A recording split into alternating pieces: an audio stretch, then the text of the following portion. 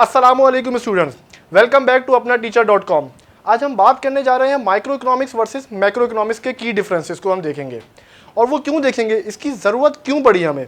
इसकी वजह ये है कि जो आपका पेपर है वो वैसे तो 3 सेक्शंस में डिस्ट्रीब्यूट हुआ है, मगर उसके सेक्शन ए और सेक्शन बी में एग्जामिनर आपसे माइक्रो इकोनॉमिक्स और मैक्रो इकोनॉमिक्स के बारे में पूछता है।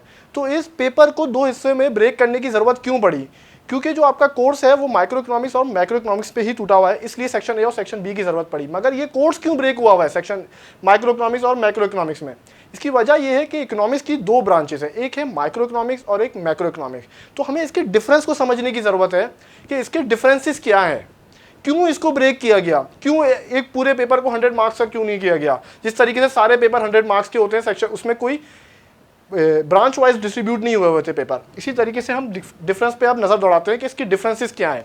सबसे पहले माइक्रो इकोनॉमिक्स। माइक्रो इकोनॉमिक्स का मतलब ही आप अगर देखें तो इसका मतलब ही स्मॉल होता है। स्मॉल मतलब हम इसमें बात करते हैं इंडिविजुअल लेवल पे, किसी एक बंदे की बात करते हैं, मतलब एक इंडिविजुअल कंज्यूमर की बात करते हैं, इंडिविजुअल हाउस होल्ड की बात करते हैं, इंडिविजुअल फर्म की बात करते हैं, इंडिविजुअल मार्केट की बात करते हैं। तो हम ये बात देखते हैं कि अगर प्राइस चेंज होती है तो इसका इम्पैक्ट एक कंज्यूमर में क्या पड़ता है, अगर प्राइस चेंज होती है तो एक हाउस होल्ड पे इसका क्या इम्पैक्ट पड़ता है, अगर प्राइस चेंज होती है तो एक फर्म पे क्या इम्पैक्ट पड़ता है, उसके प्रॉफिट और उसकी प्रॉफिट का लेवल किस तरीके से इंक्रीज होता है या किस तरीके से डिक्रीज होता है। तो इसलिए माइक्रो इकोनॉमिक्स को हम इंडिविजुअल लेवल पे पढ़ते हैं और इसको इसीलिए अलग किया गया। और हम माइक्रो इकोनॉमिक्स में ज़्यादातर जो बात करते हैं वो बात करते हैं प्राइस मैकेनिज्म में, कि अगर किसी भी चीज़ की, किसी भी प्रोडक्ट की प्राइस बढ़ती है तो किस तरीके से उसके कंज्यूमर की डिमांड में उसका फ़र्क आ जाता है, और किस तरीके से जो फर्म होती है वो उसकी सप्लाई को इंक्रीज़ कर देती है या सप्लाई को डिक्रीज़ कर देती है। ये हम पढ़ते हैं माइक्रो इकोनॉमिक्स में। माइक्रो इकोनॉमिक्स का जो मेजर पोर्शन ही हम कवर करेंगे वो ज़्यादातर प्राइस मैकेनिज्म पे कवर करेंगे, कि अगर यूटिलिटी एनालिसिस को जब हम चैप्टर को रिव्यू करेंगे तो उसमें भी सारे कॉन्सेप्ट आपके इसी बेस पे हैं कि प्राइस के चेंज होने से आपके लेवल ऑफ आउटपुट किस तरीके से इंक्रीज़ या डिक्रीज़ हो रहा है। तो अब हम आते हैं मैक्रो इकोनॉमिक्स में। मैक्रो इकोनॉमिक्स क्या कहती है। मैक्रो इकोनॉमिक्स का वर्ड जो है वो भी ग्रीक वर्ड है, इसका मतलब होता है लार्ज। तो मैक्रो इकोनॉमिक्स जब हम पढ़ेंगे तो इसमें हम बात करेंगे लार्जर लेवल में, मतलब एज एन इकोनॉमी किस तरीके से चीज़ों में इम्पैक्ट क्रिएट हो रहा है।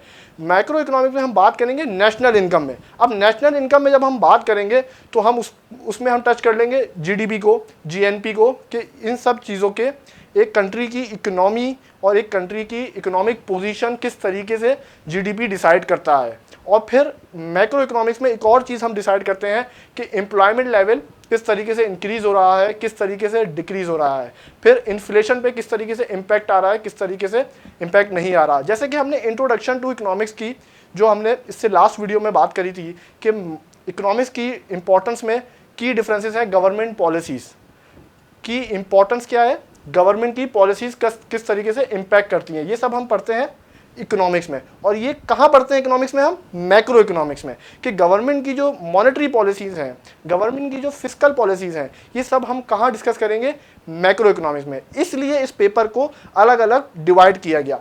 फर्ज करें अगर हम किसी भी चीज़ पर रिसर्च करते हैं, जैसे किसी भी गारमेंट इंडस्ट्री पे हम रिसर्च करते हैं, तो ABC गारमेंट्स कोई कंपनी है, अगर हम उसका डाटा निकालते हैं और उस पर हम वर्किंग करते हैं कि कंज्यूमर की डिमांड के चेंज होने से किस तरीके से प्राइस में फ्लक्चुएशन आई और किस तरीके से प्राइस के बढ़ने से कंपनी ने अपने आउटपुट को इंक्रीज़ या डिक्रीज़ करा। तो जब हम सिर्फ ABC गारमेंट्स की बात करेंगे तो ये हम कहाँ पर बात करेंगे, ये हम माइक्रो इकोनॉमिक्स में बात करेंगे। क्यों, क्योंकि माइक्रो इकोनॉमिक्स डीली इंडिविजुअल लेवल पे करती है। तो हमने आपको क्या बताया था कि माइक्रो इकोनॉमिक्स में हम एक फर्म की बात करते हैं, तो ABC गारमेंट एक फर्म थी, हमने इसको माइक्रो इकोनॉमिक्स में डील करा।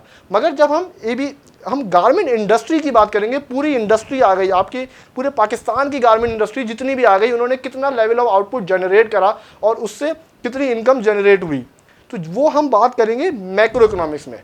मैक्रो इकोनॉमिक्स में हम क्योंकि बात करते हैं लार्जर लेवल में, एक ब्रॉडर प्रोस्पेक्ट से हम बात करते हैं, तो इसलिए माइक्रो वर्सेस मैक्रो को अलग अलग किया गया। क्योंकि कोई भी काम स्टार्ट इंसान करता है तो वो पहले छोटे लेवल से करता है, तो इसीलिए हमने माइक्रो इकोनॉमिक्स को अलग रखा है और मैक्रो लेवल को अलग रखा है। इकोनॉमिक्स का कोर्स इसीलिए हमेशा अलग अलग ही होगा, चाहे आप बीकॉम लेवल का कोर्स पढ़ लें या किसी भी लेवल का कोर्स पढ़ लें। तो माइक्रो और मैक्रो जो है ये दोनों ब्रांच है इकोनॉमिक्स की, मगर इन दोनों को अलग अलग ब्रेक किया गया है। तो आज की वीडियो में हमने बात करी माइक्रो वर्सेस मैक्रो इकोनॉमिक्स की। अब इंशाल्लाह नेक्स्ट वीडियो में हम की कॉन्सेप्ट्स ऑफ इकोनॉमिक्स में बात करेंगे और फर्दर माइक्रो इकोनॉमिक्स को ही कंटिन्यू करेंगे। माइक्रो इकोनॉमिक्स के जैसे मैंने आपके इंपॉर्टेंस में बताया कि डिमांड किस तरीके से चेंज होती है, सप्लाई किस तरीके से चेंज होती है, इनको हम ग्राफिकल रिप्रेजेंटेशन से और एग्जाम्पल से सॉल्व करेंगे। इंशाल्लाह नेक्स्ट वीडियो में आपको हम की कॉन्सेप्ट ऑफ इकोनॉमिक्स के बारे में बताएंगे। तब तक के लिए बहुत बहुत शुक्रिया। Thank you.